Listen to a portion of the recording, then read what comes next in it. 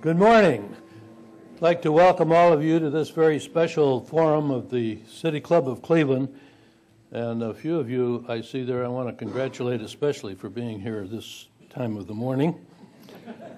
I'm Dick Pogue. I'm a former president of the City Club, and I'm pinch hitting today for our president, Paul Harris.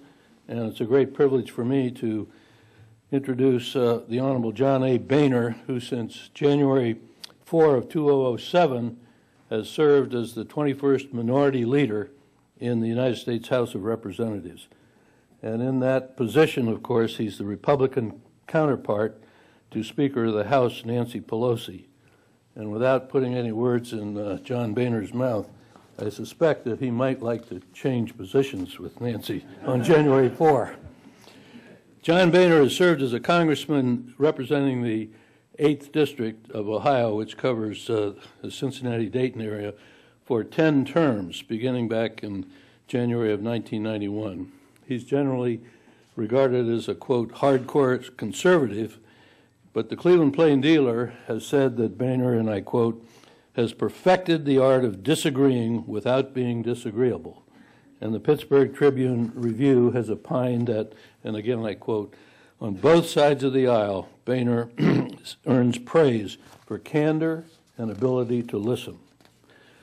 John was born in Cincinnati in November 1949 as one of 12 brothers and sisters, and he's lived in Southwest Ohio for all of his life.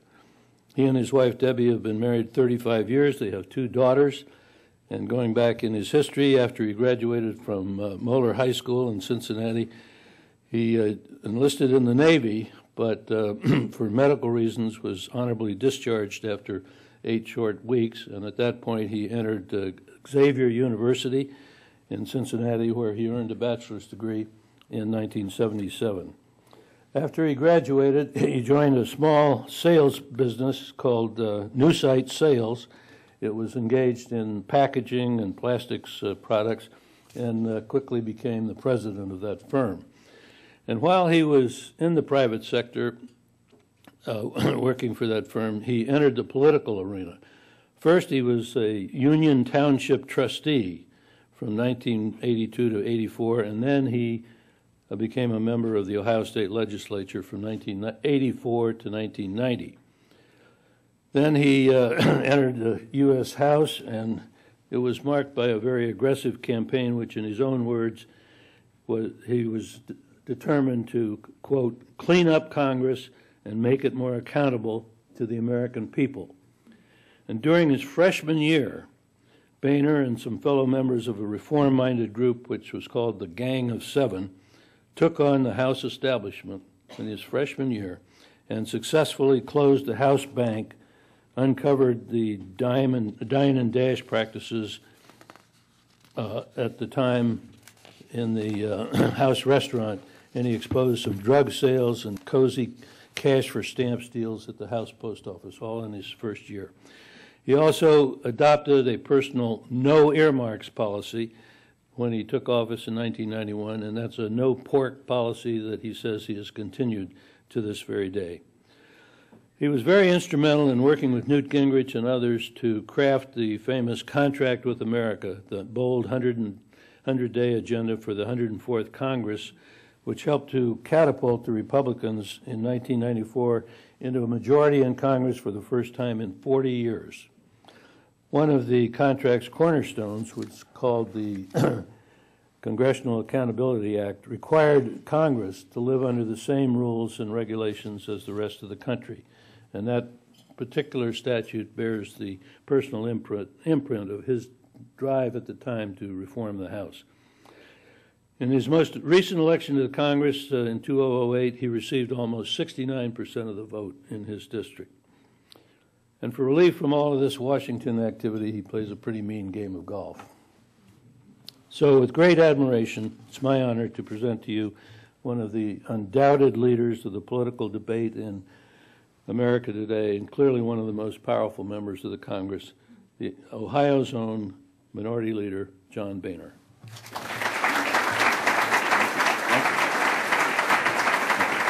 Thank you.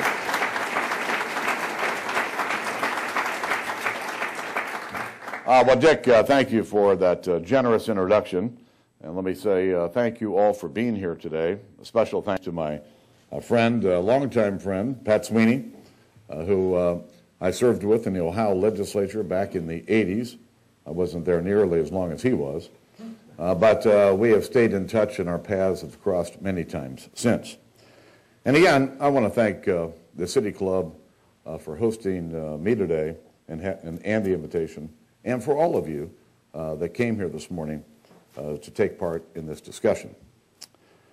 I know this is the beginning of another long day for you, trying to make heads or tails, trying to make decisions without knowing what the next week or maybe what the next day will bring. Working at my dad's bar in Cincinnati, I mopped floors, I did dishes, waited tables. I watched him and other folks in our neighborhood agonize over these same kind of decisions. I had to make them myself when I was running a small business in Westchester back before I got involved in the political process. When I travel around our state, I talk to employers who are not only trying to create jobs, but just trying to keep the people they have on the payroll. And the powers that be in Washington don't stop to think of how, for a small business, employees are like members of a family. You watch them start a family. You lend an ear when they're trying to find a house in a good neighborhood with good schools. You run over to the hospital when someone's sick. And these are bonds that can't be measured from spreadsheets coming from this bureaucracy or this bureaucrat.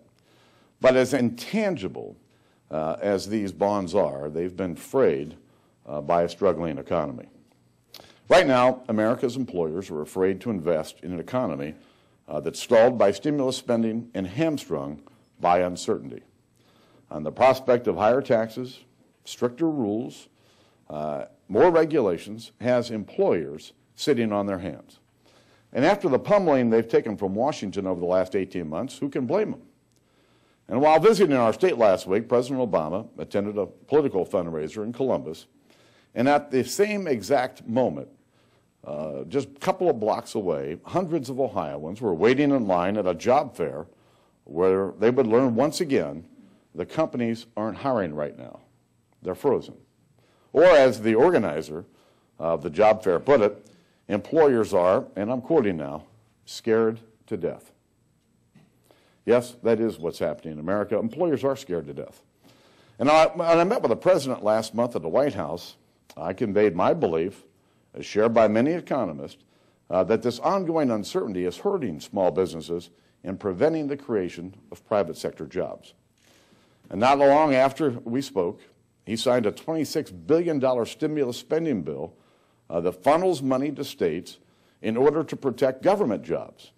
And even worse, it's funded by a new tax that makes it more expensive to create jobs here in the United States and less expensive to create jobs overseas. Listen, this cannot continue. You know, I've had enough, and I think the American people have had enough, of politicians in Washington talking about wanting to create jobs as a ploy to get themselves reelected while doing everything possible to prevent jobs from being created here in our country. Today, I'm going to propose 5 actions that President Obama should take immediately to break this economic uncertainty and help more Americans find an honest day's work. First, the President should announce that he will not carry out his plan to impose job-killing tax hikes on families and small businesses. Unless Congress acts, virtually every American will see their taxes go up on January the 1st. President Obama stated he wants to stop some tax hikes and not others, once again putting government in the position of picking winners and losers and pitting taxpayer against taxpayer. According to an analysis by the nonpartisan Joint Congressional or Joint Tax Committee, that's the official scorekeeper for all tax policy in our country, half of small business income in America, that's half, would face higher taxes under the president's plan. Of course, as if on cue, the same Washington politicians who've spent the last 18 months borrowing and spending our economy into the ground are now fretting whether we can afford the cost of stopping these job-killing tax hikes. Only in Washington would it be acceptable to think that taxpayers should have to pay for the privilege of keeping more of their hard-earned money. We will not solve our fiscal challenges until we cut spending and have real economic growth, and we won't have real economic growth if we keep raising taxes on small businesses. One of Obama's predecessors once said, and I'll quote, "An economy constrained by high tax rates will never produce enough revenue to balance the budget, just as it will never create enough jobs." The president was John F. Kennedy. So let me be clear. Raising taxes on families and small businesses during a recession is a recipe for disaster, for both our economy and for our deficit. Period. End of story. That's why President Obama should work with Republicans to stop all of these job-killing tax hikes, and we should do it quickly. Second, President Obama should announce that he will veto any job-killing bill sent to his desk by a lame duck Congress, including card check, national energy tax, and any other tax increases on families and small businesses. The House passed a cap-and-trade national energy tax, but that bill remains sitting in the United States Senate. Remember this. This plan to raise energy prices in America will, as President Obama said, raise our utility cost. I think he said they will skyrocket. Now listen, the national energy tax has the capacity to wipe out many of the manufacturers and family farms here in Ohio that are just barely hanging on. Also pending is a card check bill. And this bill is the top priority for the public sector unions that provide money and soldiers for Democrat campaigns around the country. It eliminates a worker's right to a secret ballot in union elections, making it easier to organize while putting employers at a firm disadvantage. Card check is essentially a how-to guide for destroying small business jobs. When I asked the president about his support for card check during a meeting last month, he accused me of scare tactics, while the rest of the Democrat leaders sitting around the table looked at me as if they didn't know what I was talking about. Well, the very next week, the president told a union crowd that he will, quote, keep on fighting for card check. Now, Democrat leaders refused to rule out the possibility of forcing these job-killing bills through a lame duck session after the election, after the voters have had their say. Their failure to level with the American people only compounds the ongoing economic uncertainty that we see in our country. President Obama should announce that he would veto these job-killing bills, and I pledge that Republicans will work with him to sustain those vetoes. Third, the president should call on Democrat leaders in Congress to stop obstructing Republican attempts to repeal the new health care law's job-killing 1099 mandate. The president's government takeover of health care is already wreaking havoc on employers, and this is a law that, upon its enactment, triggered the creation of more than 160 boards, bureaucracy, programs, and commissions. And by the end of July, Washington had already racked up nearly 3,833 pages of regulations to direct the law's implementation. One of the most controversial mandates here requires small businesses to report any total purchase that would run more than $600. So if a landscaper wants to buy a new lawnmower or a restaurant needs a new ice maker, they have to report that purchase to the federal government.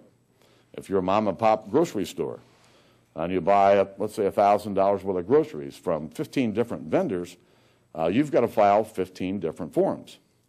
What's the point of making employers and entrepreneurs spend $17 billion to comply with this law, to send paperwork to Washington, where it's going to cost another $10 billion to file it away? You want to talk about overhead. Last month, Republicans attempted to force a vote on the House floor to repeal this job-killing mandate.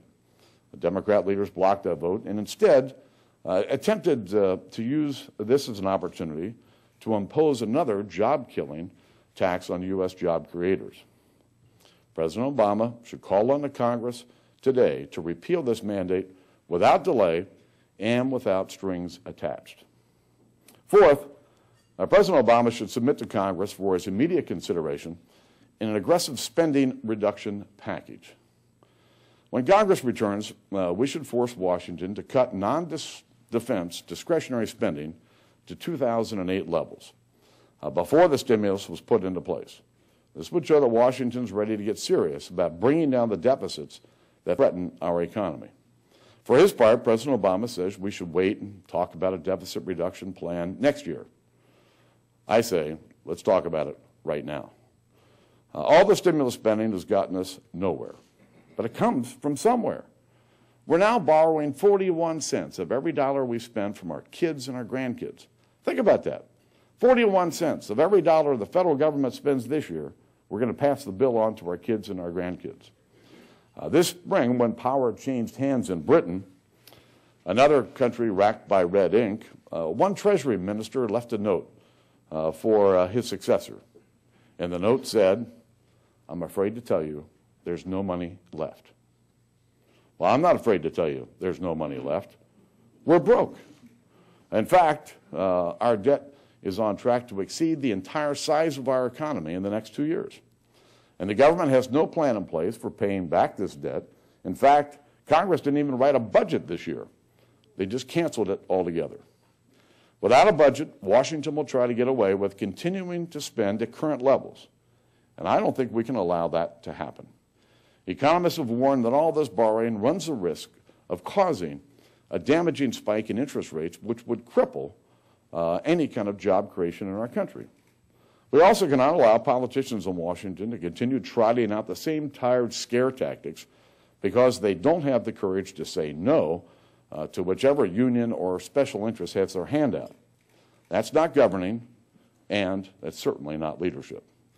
These are just the last gasp of a failing government clinging to the discredited belief that more spending, more taxing, and more borrowing can solve all of our problems. Republicans are ready to work with President Obama to take this first step on the path to fiscal sanity. Lastly, employers and small business owners are rightly frustrated by the fact that no one in the White House, not the president, not the vice president, not his economic team, no one's listening to them. Part of the reason for this is that virtually no one in the White House has run a small business or created jobs in the private sector. And this lack of real hands-on experience shows in the policies that are coming out of this administration. The American people are asking, where are the jobs? And all the president's economic team has to offer are promises of green shoots that never seem to grow. The worse things get, the wagons get circled, and they continue to defend the indefensible. We've been told that the president's economic team is exhausted. And already, his budget director and his chief economist have moved on, or they're about to. Clearly, they see the writing on the wall, and the president should too. President Obama should ask for and accept the resignations of the remaining members of his economic team, starting with Secretary Geithner and Larry Summers, the head of the National Economic Council. Now, this is no substitute for a referendum on the president's job-killing agenda. That question will be put before the American people in due time. But we do not have the luxury of waiting months for the president to pick scapegoats for his failing stimulus policies. We've tried 19 months of government as community organizer, and it hasn't worked. Our fresh start needs to begin now. Today, I'd like to talk to you about how we go about achieving the fresh start that I think that we need. In May, Republicans launched the America Speaking Out Project, led by Congressman Kevin McCarthy of California, to give taxpayers, families, and small business owners a direct line to their elected representatives. Online and at town hall meetings, Americans are sharing their solutions for building a more responsible government and a better country. All you have to do is log on to americaspeakingout.com, post an idea of your own, comment on someone else's, or even vote on someone else's. And as we speak, thousands of ideas are percolating at America Speaking Out today. This listening effort will culminate next month with a release of a clear and positive agenda focused on getting people back to work again, because jobs is the issue, And where are the jobs? It's the question I hear almost everywhere I go. This agenda will reject the Washington knows best policies and offer a fresh start focused on unshackling small businesses, unleashing the entrepreneurial spirit of the American people, and helping families across this great nation realize the American dream. Now, this won't be some document handed down by the Washington powers that be, those of us that think we know it all, and the same old, same old. And it certainly won't be based on the idea that sitting in Washington, cutting backroom deals on a 2,000-page bill represents something like hope. We're building this agenda from the ground up by listening to the American people. Never before has the need for a fresh start in Washington been more pressing. I've discussed what we're up against in terms of addressing the immediate economic uncertainty. And beyond the sound bites and the headlines, Washington's gripped by a more entrenched uncertainty, a standstill bred from all the scar tissue built up between the two parties, all the kicking the can down the road, and all the interests that continue to prod us to keep doing so. I've said that if I were fortunate enough to be Speaker of the House, I would run the House differently. And I don't just mean differently than the way Democrats are running it today. I mean differently than both Democrats or Republicans in the past. That means challenging the old ways in Washington, getting to the bottom of what drives people crazy, and then trying to fix it once and for all. Look at spending. We don't need to just stop spending so much. We need to stop spending so irrationally. The common logic of Washington Democrats is that government spending creates jobs where money is used, to build a hiking trail or a playground. Yet we have to remember, even when spending is not at record-setting levels, each dollar the government takes is taken directly out of the private sector. This is a lose-lose proposition, plain and simple. And on the front end, Washington's investments in the economy aren't nearly as efficient because government spending decisions often put a premium on political expedience rather than sound economic policy. And as we're learning now, deficit spending always comes due. Here's an example how out of hand things have become. And we see this in Washington all the time when politicians take victory laps for spending billions of dollars to continue to provide unemployment insurance. Now, these benefits are held up as a jobs plan, a stimulus for the economy. Keeping workers on the unemployment rolls instead of fostering small business and private sector growth is not a responsible jobs plan. The American people would agree, and so would I, that unemployment insurance is an important safety net, but it is not a responsible jobs program. The American people know what's going on here. They know that when the bill comes due, it's their pockets that Washington's going to look to for a bailout. We're seeing it right now with the president's plan to raise taxes. Listen, we need to have an open, honest conversation with the American people about the scope of our fiscal challenges. That means everything from short-term commitments to long-term commitments. It's an act of bad faith and bad judgment to start this conversation by imposing job-killing tax hikes on families and small businesses. Failing to rein in these debts is our fault, both Democrats and Republicans, and we should not punish unemployed workers and small business owners for our inability to make the tough choices that we're elected to make. We need to start looking at every government program and ask ourselves, is it right to force our kids and grandkids to pay for this? Mitch Daniels, the governor of Indiana, recently said, "You'd be really amazed at how much government you never miss." He's probably right.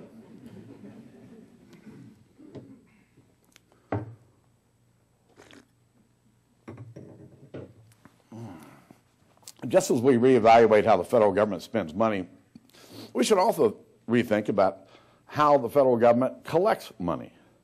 Washington's backward counting assumes tax relief expires while the spending will always continue, setting up a built-in bias for higher taxes and more spending.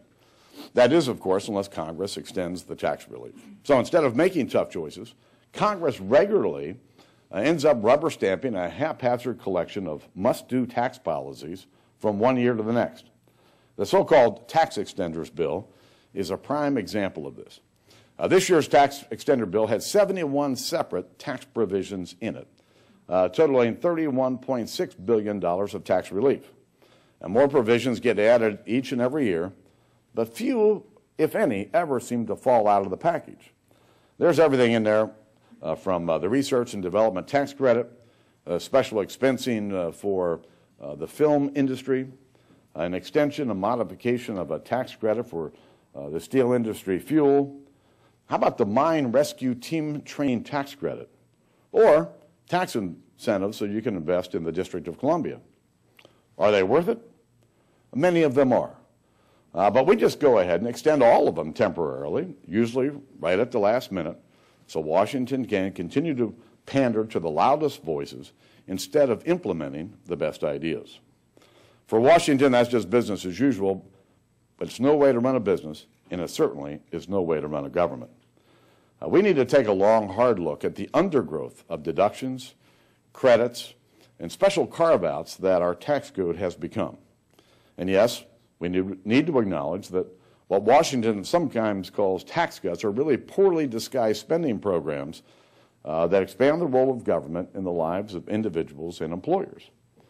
It was the late Jack Kemp who once said, not all tax cuts are created equal. We need to bring simplicity and certainty to our tax code so we can make it a vehicle for sustainable pro-growth policies, not transfer payments to the favored few. By trying to build a recovery on government stimulus spending and failing, Washington's kept the private sector in bust, while the public sector has had a boom. Since February of 2009, the private sector has lost millions of jobs, while the federal government has grown by hundreds of thousands of workers. We've not just seen more government jobs, but better paying ones as well. Federal employees now make more, on average, than double what the private sector workers are paid. And what's more appalling is the fact that this gap has more than doubled in President Obama's first year in office, during a time when millions of American workers, private sector workers, either lost their jobs or took a pay cut just to keep the one that they already have. It's just nonsense to think that taxpayers are subsidizing the fattened salaries and pensions of federal bureaucrats who are out there making it harder to create private sector jobs. And as we speak, the Obama administration has in the queue 191 rules and regulations that could each have an estimated annual cost to our economy of $100 million or more, and some of them even over $1 billion. That's 191 new layers of red tape waiting in the wings, 191 de facto taxes on employers and consumers that keep people out of work and hamper innovation and investment. Small businesses can't plan for the future with ever-changing rules. And I wish I could tell you exactly what these new rules are, but there's no transparency here. Last week I sent a letter to the President asking for him to provide a full disclosure of these regulations so that we could share them with the American people.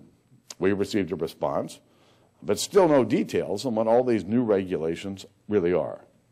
And no matter who's in charge, the federal government should not be able to issue job-threatening rules on a whim without public warning or proper scrutiny.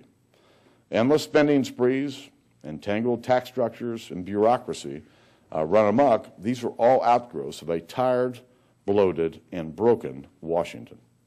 Now more than ever, we need a fresh start that puts power back in the hands of the American people. As one citizen on America Speaking Out said, and I'll quote, "Just get out of the way." Republicans on the House Budget Committee, led by Congressman Paul Ryan, have already identified the $1.3 trillion in specific spending cuts that could be implemented immediately. These are common sense steps, like canceling the unspent stimulus funds and the TARP bailouts that put the brakes on Washington's out-of-control spending spree.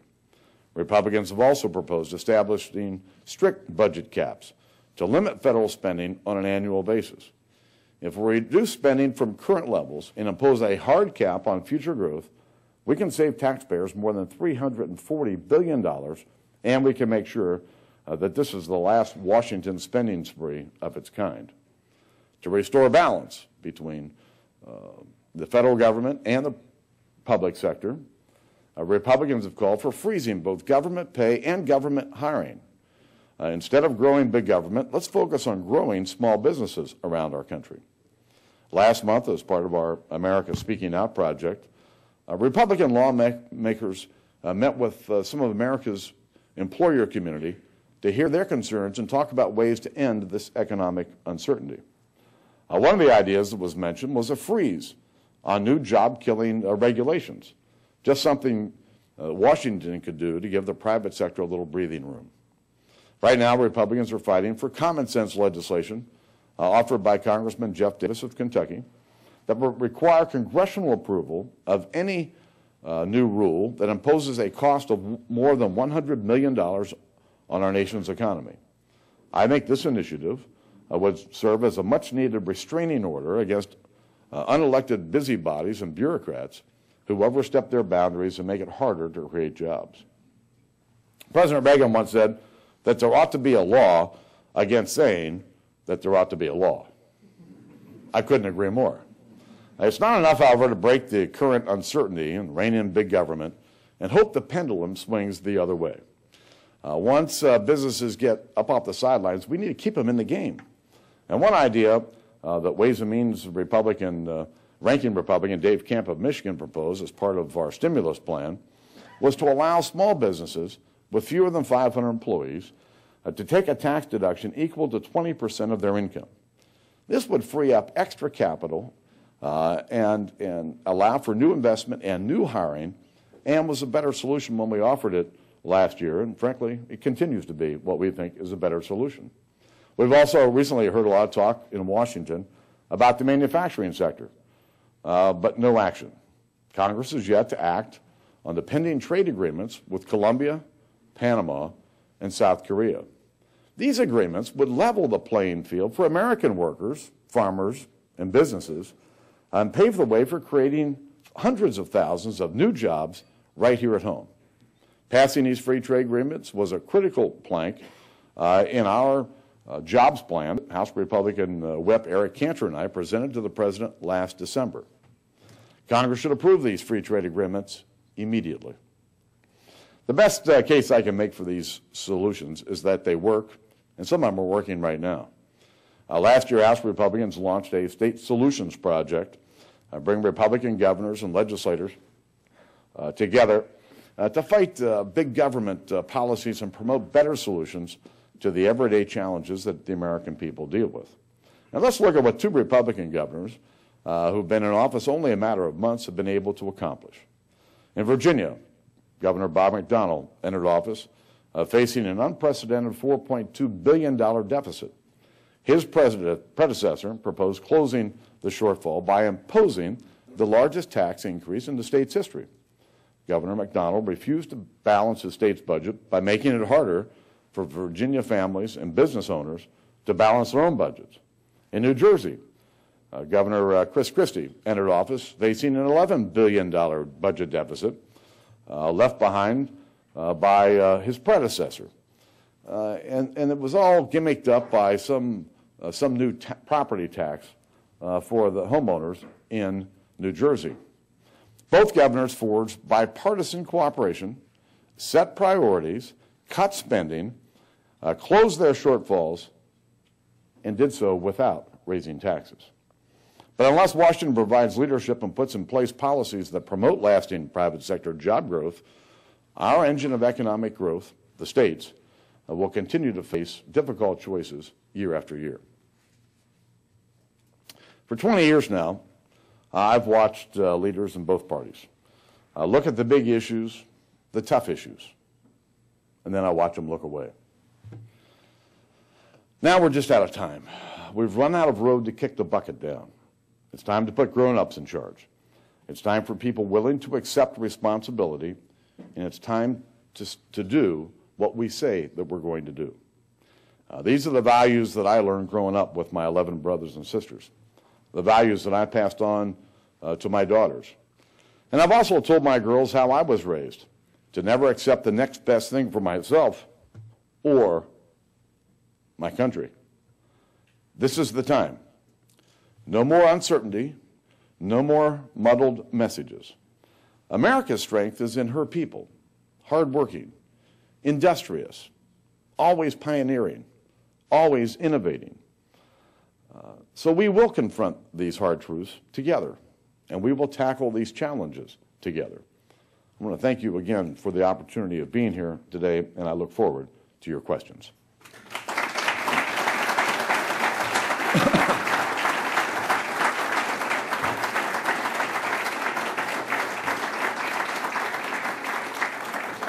Today at the City Club of Cleveland, we are listening to a special forum featuring House Minority Leader John Boehner, representative from Ohio's 8th Congressional District. We're going to return to our speaker momentarily, but first we have a couple of matters to remind you of, and please be formulating your questions for the time when we return. Please make them brief and to the point. We remind you that members and guests alike are welcome to submit questions today. And as Gary Messelman said at the beginning, we hope all of you who are not members will consider joining and help support the nearly 100 years of the City Club of Cleveland. This Friday, on August 27, Admiral Mike Mullen, who is chairman of the Joint Chiefs of Staff, will address the City Club. And a week from this Friday, on September 3rd, the City Club will welcome Terry Stewart, who is president and CEO of the Rock and Roll Hall of Fame. And there are other programs coming up in the future that are listed in the programs at your table.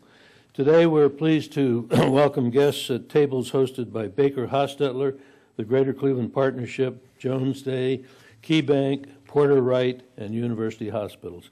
And we thank all of those organizations for supporting us today.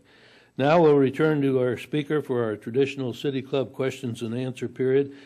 As I said, the guests are welcome to submit questions. Holding the microphone today is Carrie Miller in the back there. And I would like to remind you that we're asking for brief questions, no speeches, please. First question. The president has formed a 18-member commission to make proposals on cutting the deficit. The report will come out after the election. Do you have any hope that they will come out with some meaningful reforms? Or is this just a Trojan horse for raising taxes? I don't think any of us knows what the outcome will be. I'm hopeful.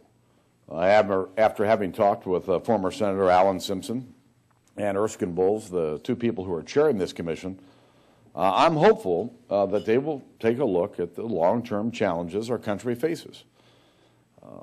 You know, there are 18 members of this commission. It takes 14 of them to make a recommendation. Senator McConnell, the Republican leader in the Senate, and myself worked together to put 6 serious members on this commission in the hope that they'll be able to come forward with recommendations. But I hope that there's ample time, if there are recommendations, for the American people to have a clear view of what it is that's being recommended. And they ought to be entitled to have time to read it, debate it, and discuss it before Congress begins to put it on the table. There are some on the commission that during their meetings have continued to advocate for higher taxes. And one in particular that we continue to hear out of some of the more liberal members of the commission is the idea that we ought to have a value-added tax, a national sales tax, on top of all the other taxes that we have. I can tell you that I would not support that, nor would I believe any of my Republican colleagues in the House or Senate. Thank you for coming this morning. We appreciate your presence. I would like to know, from your point of view, where Paul Volcker fits in and whether the administration at any level is really listening to him. I think you'd have to ask the administration. I know that they've been in touch with him. He's made some suggestions with regard to bank reform. But in terms of overall economic policy, I don't know that I've heard anything from him. and I wouldn't know whether the administration is listening to them or not. Congressman, thank you for your service. Recently, Speaker Pelosi said she joins with others in wanting to investigate those who are opposing the Ground Zero Mosque, and I'm just curious about your comments on her statements. I really don't understand what should be investigated. The American people are concerned about this. No one doubts the right of these people to build a mosque where they see fit. But just because they have the right to do something doesn't mean that it's the right thing for them to do. And the American people overwhelmingly believe that this is not the right thing to do. Mr. Congressman, would you comment on the connection between our immigration policy, or what it ought to be, and the economic activity in the country? Well, the issue of immigration obviously has been a very divisive issue for the last several years in America. A large number of illegal immigrants, undocumented workers, if you will, in our country. But I think the first thing we have to remember is this. The United States allows more than 1 million people annually to come here legally. 1 million. More than all of the other countries in the world put together. And I think that when you look at how open our arms are, it's pretty clear that we're a nation of immigrants. When you look at the overall problem, though, the American people are upset because we are unable and have been unwilling to secure our borders and enforce our laws.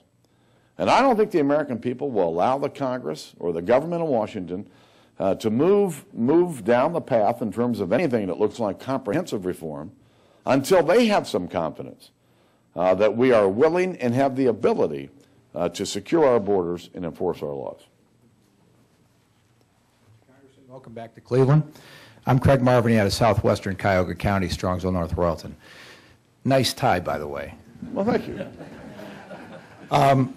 Across the country, as voters are sorting out who to vote for between the candidates for local, state, and federal races, they've got a choice in this tough economy of needing to build jobs and not kill jobs.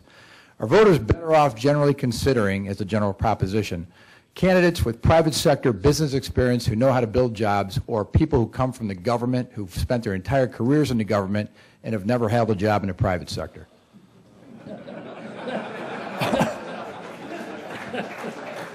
You know, I used to play softball. Well, let me tell you a story. I was growing my business in the mid to late 70s.